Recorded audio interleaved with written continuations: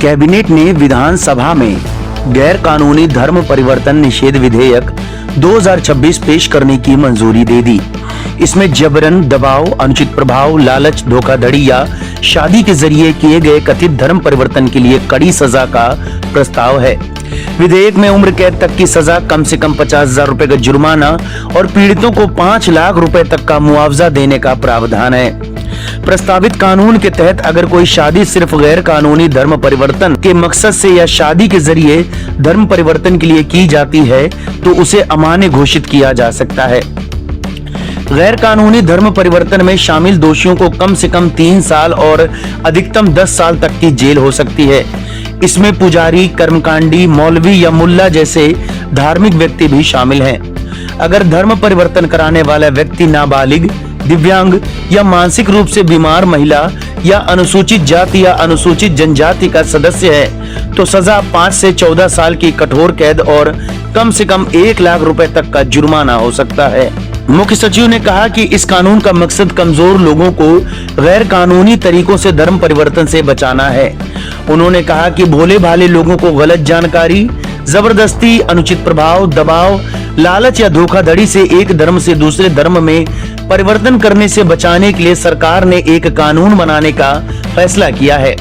यह कानून गलत जानकारी, जबरदस्ती, अनुचित प्रभाव, दबाव, लालच या धोखाधड़ी से एक धर्म से दूसरे धर्म में गैर कानूनी परिवर्तन पर रोक लगाने और उससे जुड़े या उससे संबंधित मामलों के लिए प्रावधान करेगा। विधेयक किसी भी व्यक्ति को इसके प्रावधानों के उल्लंघन के बारे में जानकारी देने और एफआईआर दर्ज कराने की अनुमति देता है। इसमें कहा गया है कि इस अधिनियम के प्रावधानों के उल्लंघन से संबंधित जानकारी कोई भी व्यक्ति दे सकता है और ऐसी जानकारी देने का तरीका वही होगा जो भारतीय नागरिक सुरक्षा संहिता 2023 के तहत है। अदालत आरोपी को जुर्माने के अलावा धर्म परिवर्तन के शिकार व्यक्ति को 5 लाख रुपए तक का मुआवजा देने का आदेश भी दे सकती है। प्रस्तावित कानून के तहत जो कोई भी अपना धर्म बदलना चाहता है उसे कम से कम 60 दिन पहले जिला मजिस्ट्रेट या इस काम के लिए अतिरिक्त जिला मजिस्ट्रेट को एक घोषणा पत्र देना होगा।